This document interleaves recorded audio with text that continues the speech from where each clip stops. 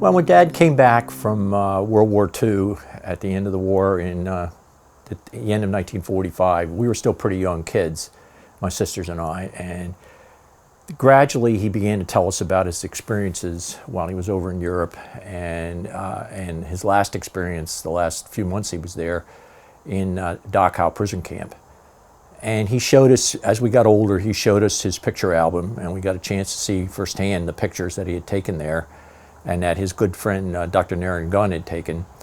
And this was my dad's picture book, that album that he put together when he got back, and he put a lot of his pictures in there, and he's got like two pages of pictures from Dachau of the atrocities that were there, and him kneeling in front of the crematorium. And he's got comments on the back of a lot of the pictures about what they are. And then later on, when we got into high school, we learned more and more about it. And we met Dr. Gunn. Dr. Gunn wrote several articles about my dad, and we really began to appreciate what he'd gone through. And a few years ago, I was asked by the social studies teacher at the middle school in our township to, they do a series on the Holocaust every year. And she asked me if I mentioned to her one day in passing that my dad had been at Dachau, and she said, could you put a talk together for that? And I said, well, can not only put a talk together, but I've got all his pictures and his letters. And she said, well, that would be absolutely wonderful, because you're going to be relating firsthand, reading from the letters and showing the pictures that your father took. So as a result of that, I wrote a talk, and I've given the talk at the school 5 times every year, and two talks a year to over 180 some odd students that are moving from 8th grade to into high school, which is right across the street. So this morning I'd like to read to you from the talk, which I just gave back in May. And the title of the talk is that some people will tell you that the Holocaust didn't happen, but today I'll show you that it did. And it starts off talking about the kids a little bit. In a few weeks, you'll experience a memorable event in your life when you cross the bridge from the middle school to the high school. I'm going to tell you about one of the most memorable events in my father's life that happened 70 years ago when his Army unit entered Dachau prison camp. In 1944, we were living in Florida. That spring, my dad was drafted into the United States Army. He was 35 years old, had 3 children, was self-employed, but the United States Army needed more manpower to fight in World War II. He could have claimed a hardship, but my father was a patriot and believed it was an honor to serve his country. He was part of what we now call the greatest generation. His 3 younger brothers stayed home while Dad went off to war. My twin sisters were 6 years old and I was 7. I thought it was pretty cool that my dad was fighting the Nazi bad guys. My grandmother made me a soldier suit, and I played soldier every day.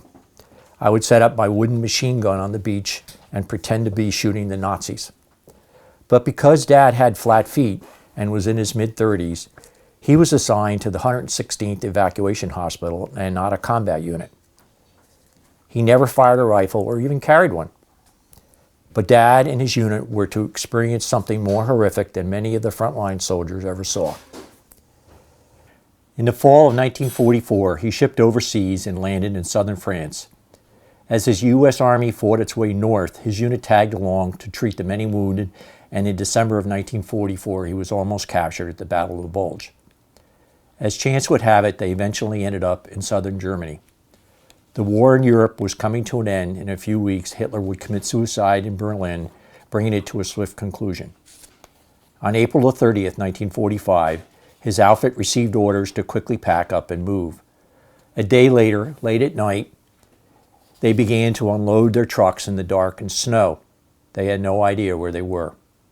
As Dad and the other GIs moved through the dark, unloading supplies, they kept stumbling over bodies, and more bodies. One GI went and got a flashlight, and they discovered they were tripping over dead German soldiers, killed with either an axe or beaten to death. They dragged them over to the side of the road and went back to work. The next morning, Dad discovered he was in hell. He was in Dachau concentration camps. one of many of the Nazi death camps, along with Buchenwald, Mauthausen, Ravensbrück, and other dispensaries of death. The camp was constructed to house a maximum of 10,000 prisoners when it was built. When they got there, the camp held approximately 32 walking dead, or soon to be dead. The camp was about the size of the combined high school and middle school properties. Just imagine 32,000 people living in an area that size. That's like all the people in Wallingford and Swarthmore packed into a small area. In addition, branch camps held another 37,000 more prisoners. Dachau was the first concentration camp built by the Nazis, and over 230,000 people were processed through it from 1933, when it was built, until 1945, when it was liberated. When they did the math, close to 40,000 human beings died there. The prisoners came from many countries in Europe. Over the gate to the camp hung the sign that read, "Arbeit macht frei," work makes you free. Yeah, sure, do you want to believe that? No one left this place alive, and when you left it, it was in the form of ashes and smoke going up the crematorium chimney. Dad could see right outside his quarters a train with rail cars filled with dead bodies. The train had come into the camp from Buchenwald, carrying 4,000 people piled together without food in cattle cars. It arrived 3 days before the U.S. Army got there, but because the camp was full, the SS guard just shot many of the prisoners as they tried to crawl away and left the bodies to rot. This was all part of Himmler's plan, they learned later, to massacre all the prisoners. I'll now read from my dad's letters he sent home to Mom and let him describe the horror he experienced. This is only part of what Dad wrote to Mom. Some of it may seem a little choppy because they didn't have computers then and it was all hand-typed and he couldn't go back and edit or spell check what he wrote. So I'm going to read it to you word for word. Dad was also under very tight restrictions and censorship about what they could write home. Some politicians in the USA did not want to inflame U.S. hatred towards the German people. They were later to do the same thing with the Japanese. You may find some of what you're going to hear and see very disturbing. In some places, I will add information from other sources Dad left me. Some of the pictures will be of poor quality because Dad had hand-printed them from captured German print film using captured German chemicals, and they're now over 70 years old. May the 3rd, 1945. Dearest wife, a more fitting climax to the entire year in the Army could not have been had in any other place than where we are now. With Germany dead, we are now at a place that completely puts the lie to all the good the Germans claim they've done to this blood-soaked earth of ours. It's aggravating to know that I can't say anything about this place we're in, but you may already know of it being taken and what we have found here, and what we'll soon see in newsreel pictures of our surroundings. My head is reeling from a lot of things other than just work. I'm heartsick over how hellish war is. Germans, for me, from now on, will be synonymous with rats. As ever, your Jim. May the 5th. Darling, it seems like nature's mood is in keeping with all that's taking place. She has given us cold, drab days with rain, hail, and snow. The news is excellent, but everything is taking place at a time we've tackled the biggest job yet, and no one is in a mood to celebrate the end of the war here. So, darling, the curtain is slowly descending on the most horrible of all wars, the most devastating in history. The wanton destruction, murders, and torture perpetrated in this war will go down as mankind's greatest sin. No one back home can possibly imagine or believe all that has taken place here. Many will not believe what we have seen. It will take more than a lifetime to properly describe what we have seen. Millions of families shattered. They will never find out the fate of their family. As ever, your Jim. May the 9th, 1945. Darling, of the liberated peoples I met, many from most every country in Europe here, I've struck up an acquaintance with a young Turkish Italian, 26 years old, Dr. Naren Gunn. His dad was the Turkish ambassador to Italy and his mother Italian. He worked as a war correspondent for the Swiss Turkish newspapers and as a secret correspondent for the New York Times. He covered the German invasion of Russia and was arrested while in Budapest because he said the wrong things about the Germans. He speaks 9 languages, and needless to say, his stories would fill many books. We get along great speaking Italian. He had a fortune stolen by the Germans. It is now very warm here. It is great not to have to struggle with 7 blankets. Peace reigns once more, but not for the Germans. They still have to account for the atrocities they committed here. Atrocities that no person who has lived in the United States will ever believe. If you see movies of this, do not discount what you see and read or allow anyone else to think that anything has been exaggerated. I've seen these things with my own eyes. Not one case, not 2, but thousands. I can't say any more now. It's okay to tell you now that we're in Dachau, the notorious German concentration camp. The 34,000 living dead we found here is now our responsibility. Don't ever doubt it for a second. As ever, your Jim. May the 10th, 1945. The days are now actually hot. The sun blazes, and now it's disease-laden dust that flies and the stink of death. My Turkish friend has taken hundreds of pictures of the atrocities. I have been kind to him, giving him food, oranges, cigarettes, and he in turn is going to give me duplicates of all his pictures. I have been so busy that I have not been able to use the 2 rolls of film you sent me. I love you, darling. It's going to be agonizing sweating out coming home to you. The job still to be done here is beyond the scope of one's imagination. Because of this and the nature of our outfit, we'll be here for God knows how long. So pray, darling, pray that someone somewhere makes the decision to get us the hell out of here. As ever, your Jim. May the 14th, 1945. Darling wife, the job at hand is 10 times greater than we are equipped to handle from the point of view of supplies and men. But we've done wonders, and already the transformation in the camp is hardly believable. Thank God Americans don't have to see all this. You're stunned by it all at first hand, in spite of the evidence constantly before you. You'd swear it's all a dream.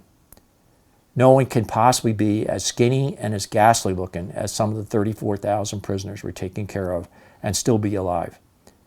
Visualize, if you can, a human skeleton, hollow cheeks, eye sockets in the skull, collarbones, and the pelvis bones, and visualize a scummy, greenish skin pulled over same, and you have an idea as to what the many thousands of them look like. Typhus, typhoid fever, dysentery, diarrhea, skin diseases, gangrenous wounds, festering body gouges, and a host of other diseases, and you've got an idea as to what the atmosphere is that we're working in. I pity the poor ward men. My heart bleeds for them. They walk around with face masks, the stench being unbearable, and have to take care of thousands of miserable wretches who defecate hundreds of times daily. Some are unable to get up and just let go in bed. Others try to get up but lose it on the floor. Add to that the smell of the decomposed dead, and you need a cast iron will to keep your food down. The odor of hundreds of dead is such a heavy one, it's almost like burning wool and sickening as hell. I suppose the thought of knowing that it's bodies you smell makes it even sicker. To get to the mess hall, we have to walk close to the crematorium, and boy, oh boy, it stinks. The bodies were finally carted away for burial. It took 9 days to lug them away. We are still finding German soldiers' bodies coming to the surface of the lake. As ever, your Jim. Shortly after they liberated the camp, the U.S. Army ordered the local Germans in the town of Dachau to walk to the camp and see what had happened there. Many of them cried at seeing such horror, and several committed suicide. The Army also ordered the local bakers to bake bread using Army flour and to bring the bread to the camp to help feed the prisoners. During this time, the prisoners were dying at the rate of 200 a day. The 6 million Jews is a startling number, but the numbers I've read and found that there were probably more than 10 million that died in the camps of all ethnicities, different countries, different reasons. If you were, of course, Jewish, you went to the camps. If you were gay, you went to the camps. If you had mental deficiency, you went to the camp. If you were a political prisoner, that you said the wrong thing about the wrong person, you went to the camp. If your neighbor thinks that you said the wrong thing about the wrong person, he could pick up the phone and talk to his local Gestapo guy, and you may get a knock at the door and find yourself being dragged off to the camps. The atrocities that happened in the Second World War, from what I've seen from the books that my father brought back about Dachau and books that were written by prisoners at Dachau,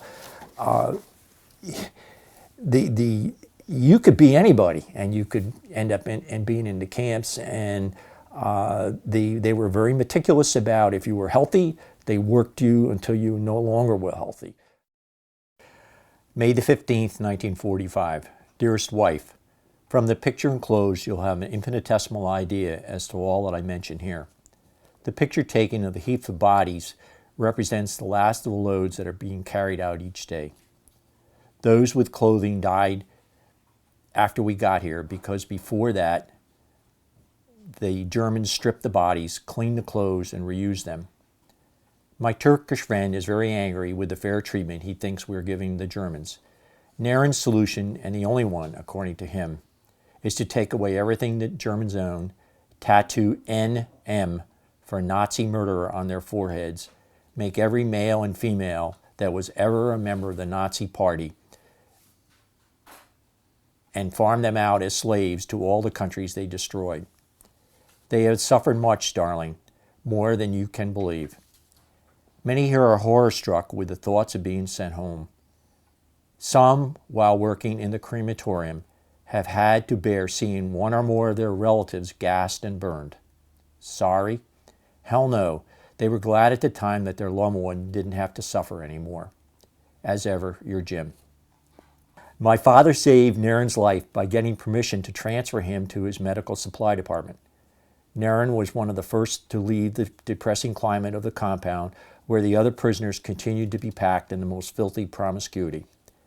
Dad and his sergeant had liberated 3 brass beds from the German SS officers' quarter and had set up comfortable quarters for themselves in the SS barracks. May the 17th, 1945. Darling, all the bodies at the crematorium have now been removed. Those that are dying each day are wrapped up in muslin and neatly piled outside for removal. Not many. I only saw 20 bodies, but the stench is still there. And on the walls, as high as the 7-foot mark, are excrement stains. Able to stand the stench this time, I took a picture of the 4 ovens at the crematorium. We climbed a large tower in the camp and took pictures of each other and the swimming pool that was built for the Nazis. Most of the people here do not want to go home. To what? Ruins and horrible memories of what took place here. Memories of family never to be seen again. We finally got 1,000 German prisoners, to do some of the dirty work around here. Our boys make them march like soldiers and keep time. We kid the hell out of their guards when they go by, calling out cadence all out of rhythm to confuse the Germans. What a crummy looking bunch they are. Wait till some of them get to see their homes. They will be even more dejected. As ever, your Jim. The swimming pool was for the recreation of the Nazi guards and their families. Many of the SS guards were drowned by the prisoners in that same pool. When they got to the edge of the pool, the prisoners threw them back in until they didn't come up anymore. You will find this picture in Dr. Gunn's book, The Day of the Americans, if you Google our name. May the 20th, 1945. My friend the Turk, Dr. Gunn, is plenty sick. Dropped in to see him today. What a dump the 127th Evacuation Hospital is. The beds are jammed within 12 inches of each other. The patients are the same type that we have, but they're not being kept clean-shaven as ours. Everything just looks dirty, and definitely not the type of surrounding sick people should have in which to make a rapid recovery. I brought him over a toothbrush and toothpaste. Didn't stay too long, first because of the atmosphere there, both visual and the smell, and second, the bed I sat on had a dead body of an emaciated Jew waiting for disposal. They are put out front to be picked up like so much trash. And trash these bodies look like, too. As ever, your Jim. In spite of being removed from the compound, Naren contracted typhus and almost died. I remember him telling me about how Dad visited him and how Dad kept watch over his only treasure, the camera he had stolen from the SS. He trusted Dad very much because Dad spoke Italian, and Dad had stopped the doctor from taking Dr. Gunn's camera. You can also hear in Dad's letter the frustration he is experiencing and the cold acceptance of the horror of that place.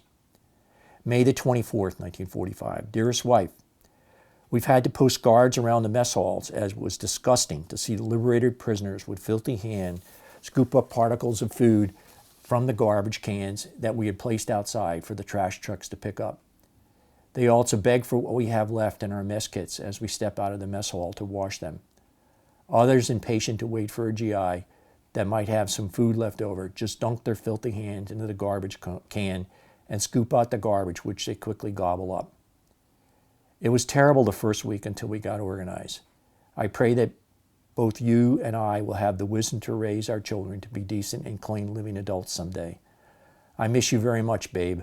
Love, Jim. May the 26th, 1945. German medical prisoners have been brought in to help us. I don't like the 2 German sergeants assigned to me because of what they've done, and more so because they are responsible for me being here because I'm friendly by nature, I can't be strict with them. Convoys of liberated prisoners are leaving daily. Some try to sing as the trucks take off. While their hearts may be happy over the thoughts of going home, many of them know that their families are scattered all over Europe and likely dead. Others have suffered so much they cannot get used to singing. As ever, your Jim. My dad was very much a maverick at times, and on several occasions he refused to salute German officers. Well, my dad was in his office one day and he heard click, click, click coming down the hall, and he knew it was a German officer because their shoes had steel cleats on the bottom of them. And into his office, a German colonel or a major walks in and gives him the Nazi salute. And my dad was just so startled that he did not rise to greet this officer. As a matter of fact, he is seated at the desk, and the German officer wanted soap. And my father reached around and back and got the German soap and handed it to him. And the German officer said, "Nine, Americano soap, Americano soap." And my father told him, as I mentioned before, that no, German soap, besser for washing hands. Well, my father was being sarcastic when he told the German officer that the German soap was better than the American soap, Ivory soap, because my father knew that the German soap was made. They actually took the ashes from the crematorium and mixed it in with the fat and alkali to make a soap that's got a little bit of abrasiveness to it, sort of like the lava soap that you use today to wash your hands after you fixed your car. So my dad was just really rubbing it in and being very spiteful towards this guy and telling him that German soap was much better for washing your hands. And the German officer left. And a day or two later, the guy showed up again. And this time my father had taken a German banner that he had found with a Nazi insignia, and he'd put it on the floor as a runner. And the German officer walked to the door and was going to walk into the office and suddenly saw the German flag on the floor, the banner, and Nazi flag, right, not the German flag. And he was so taken aback that he just wheeled about and stalked away. And about an hour or two later, my father got called to go to the colonel that was in charge of the 116th Evacuation Hospital. And the colonel wanted to know what was going on. So my father told the colonel, he said, the guy, he used the word SOB, walks in and gives me the Nazi salute, and I'll be GD if I'll stand up and return that salute. I won't even return it with a normal military salute. And he said, you put your feet up on the desk and showed him the bottom of my shoes. And he said, sure, I know it's insulting, but that's what I did. And the colonel asked him, he said, well, you had a German banner and he did all that stuff. And he said, yeah. And he said, oh, thank you, Private, you're dismissed. And my father thought, well, I'm probably going to get court-martialed or something, but you can't go down much lower than a private. He found out the next day the German officer had been assigned to empty bedpans from then on. May the 28th, 1945. Dear Dell, the job is almost finished over here.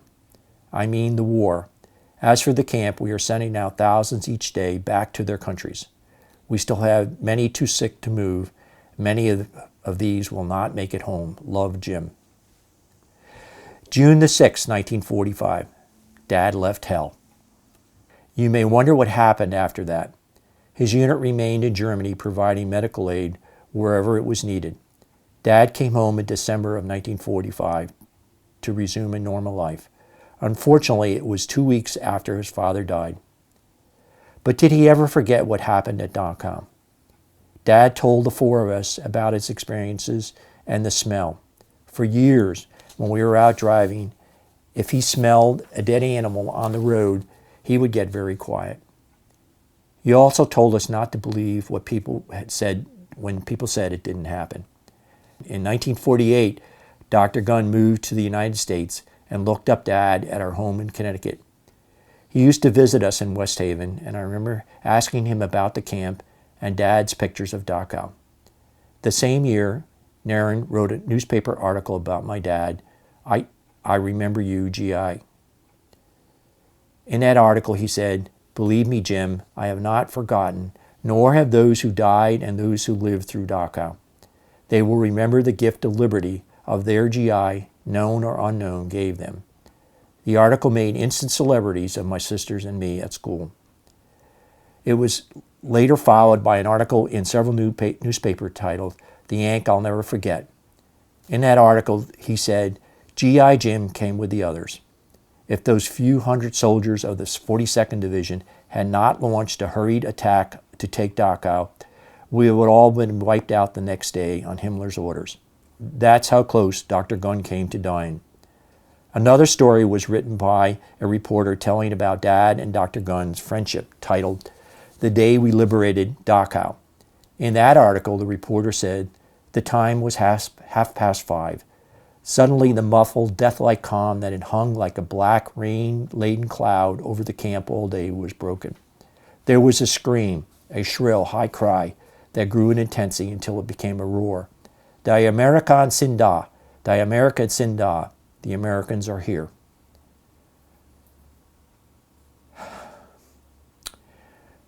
Naren told us he saw behind barbed wire a soldier clutching his submachine gun slowly advancing.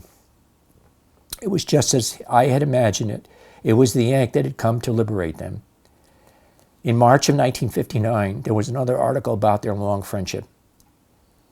Then in 1960, Dr. Gunn wrote a book titled The Day of the Americans, where he tells of my dad nursing him back to health in the hospital.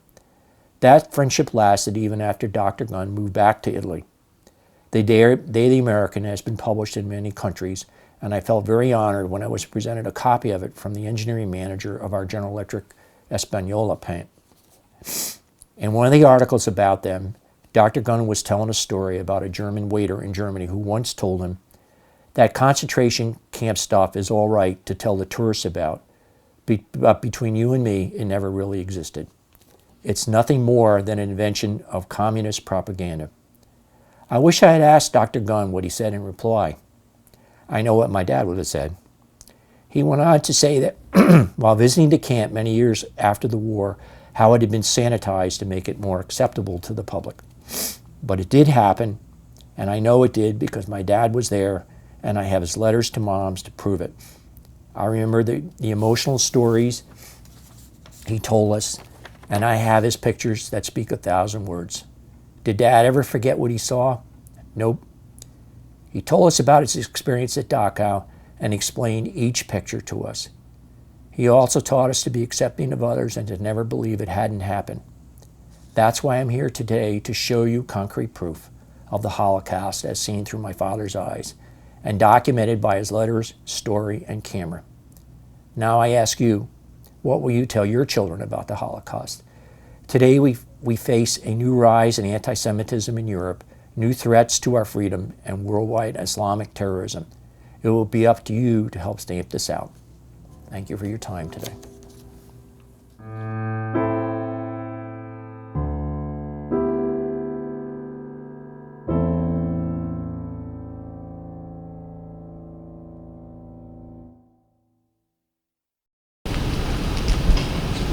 Anybody see the point where I got a little emotional? Justifiably so. Do we have any questions? Yes?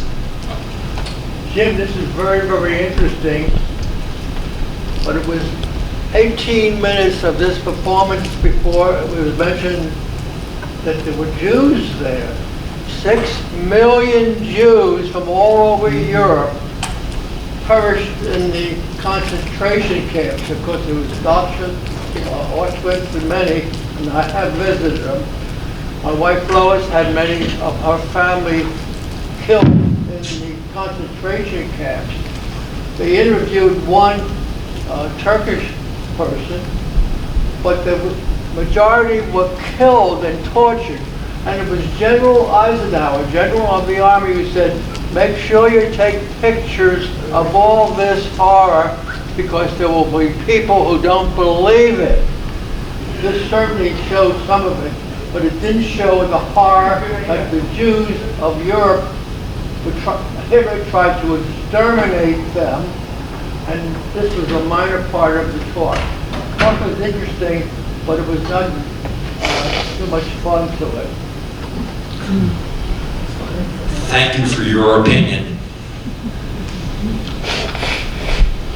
This talk is about my dad and what my dad went through there at Dachau. And it's in response to what I experienced when my grandsons went through high school and junior high, that they were never told anything about the Holocaust until that teacher came to me and asked me to put together a talk. It was written for the kids. I found it's very good for adults too, to remind us of our age, people even, as to what happened almost 80 years ago. The talk was subsequent to me giving the talk at the high school. I was approached by Yale University, and Yale University is the one that put together the video. They came to my house and videoed right in our living room, and I had to put out all my dad's pictures, and he took pictures of all the pictures and then enlarged them. The original talk had 30 some odd pictures. This talk has had, I don't know, somewhere over 70 or 80 pictures. Yes? Where did your grandsons go to school? Where did the grandsons go to school? Wallingford Swarthmore School District in Delaware County. Yes, Jim? Jim, have you thought about, I think every school should see this. Yeah, I'm trying to do that. Since we moved here, I've spoken at Tell High twice about it, and we had a lady there that was actually in Buchenwald, and it was really something else to hear her story afterwards. I've also given the presentation at St. John Paul II Regional Catholic School up the road here a little bit, Shanahan High School, and Coatesville High School. And in fact, some of you, if you remember Dylan, the waiter, well, he was in the presentation when I gave it at Coatesville, and it was really kind of neat to see him. I've given it in a lot of schools. I've tried to also get into the STEM school and into the Downingtown school districts, and unsuccessfully. Too bad. That's too bad. It's really. I've heard back, and I don't know this firsthand, I've heard it secondhand from other people, that there are some people that just do not want to accept that this ever happened. And so when somebody shows up at their door and say, hey, I'm here to show you that it did happen, they don't want to hear it. Yes, in the back. I just also wanted to add that your father wrote very well. Yeah. Right? Yeah, not bad for a guy that just had a high school education. And he took a commercial course at Commercial High School in New Haven, and he was a speed typist. He typed both of my senior engineering thesis papers, and I still have them, and there's not a strikeout or what was it, whiteout we used to use years ago, or whiteout anywhere. He was unbelievable when he would type. He was so fast. He could almost type as fast as you dictated to him. No spelling errors. I think he was very articulate in the way he describes things. And when I read those letters, I can't get through them. I just choke up. And those are the original letters. I have copies of them. And I also have a poem that he wrote to me on my birthday that I'm going to have to get somebody to read because I will never get through it. There's another question over here. Psychiatrically, it's been proven that veterans who have been exposed to trauma severe as your dad was. From the video, I see that you could smell dead, even with animal kill on the roads. Mhm. As his son, did you see anything else that he... No. He was very, very stable and very meticulous and professional in the way he told us kids. To the point about how many people are in there, I invite you afterwards to come up here and look at, if you want to see some statistics about Dachau, this book has a lot of them.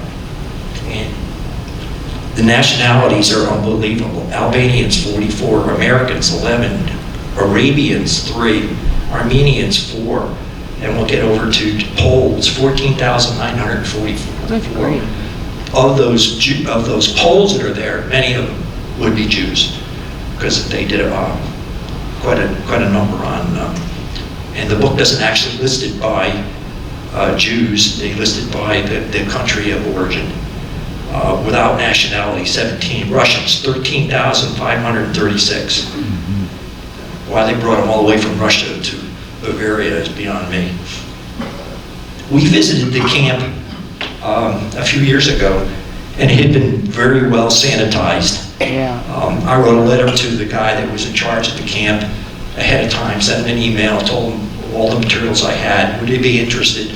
Yes, we're interested. And I said, okay, we'll be there at such and such a day, at such and such a time. We took the train from Munich out to Dachau, looked them up, and went in there. He said, I don't have time for this. I just turned around and I don't want to tell you what was going through my mind. I mean, I lugged all this stuff all the way there, and he didn't have time for that. The camp was whitewashed. Yeah. So was You would, other than the pictures that were there in the museum, you would never know what happened there. When we visited Auschwitz in Poland, the camp was very much like it was originally back in '45 when it was liberated by the Russians. sparkly clean. Any other questions? I'm surprised your father recognized that people would not believe it. Did you ever explain why he thought that? Yes.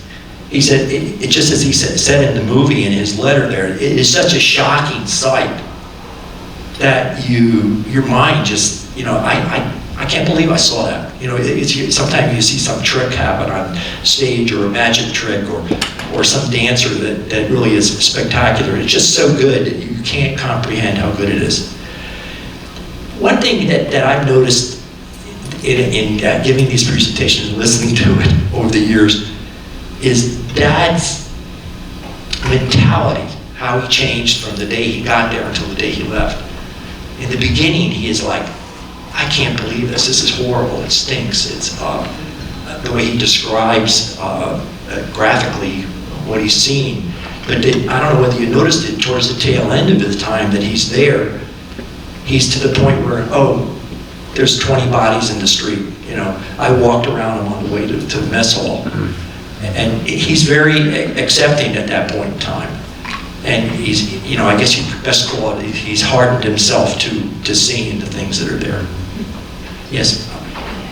It should be mentioned, Jim, that when the people were living around Dachau's concentration, when they were asked what did they think that was, not one German would recognize the fact that it was a concentration camp where people were being exterminated. Yeah. The people living around it they claimed they didn't know anything about it. As I mentioned in the talk, that was very common. The German people that lived in the village of Dachau, very, very picturesque little village, they just totally denied it. It didn't happen. Oh my God, how can you say it didn't happen if that cornfield over there was full of dead bodies and the smell? There's no way that they didn't know about it. And that's why Eisenhower ordered all the GIs. He wanted every GI in Europe to go through one of the camps.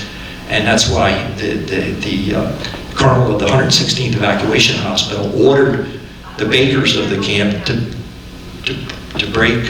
bake bread to bring over there, just to force them to go over there and see what the Nazis did to the Jewish population and all the other ethnicities that they killed.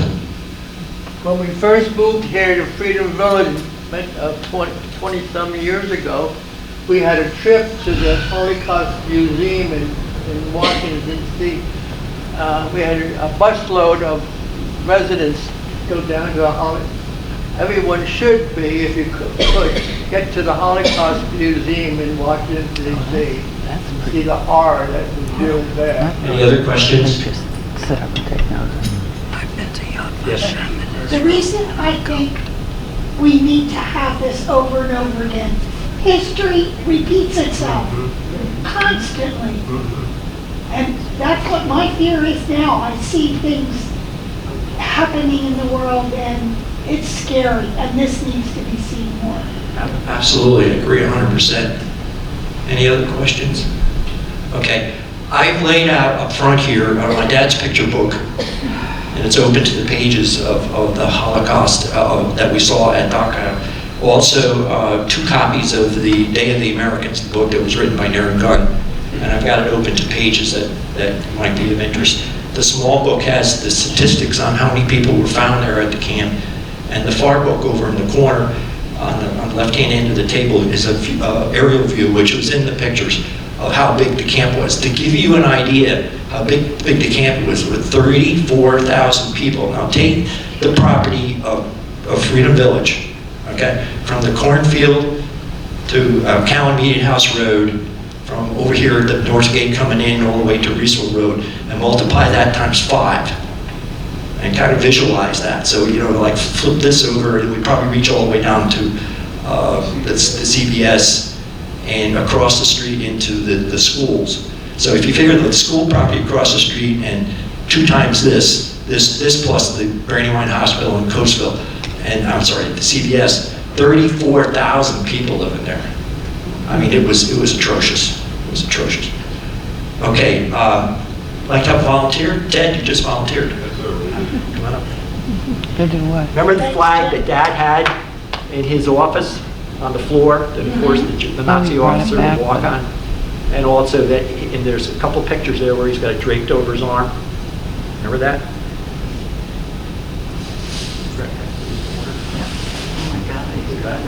How did he get away with that? That's the mayor. Oh my God.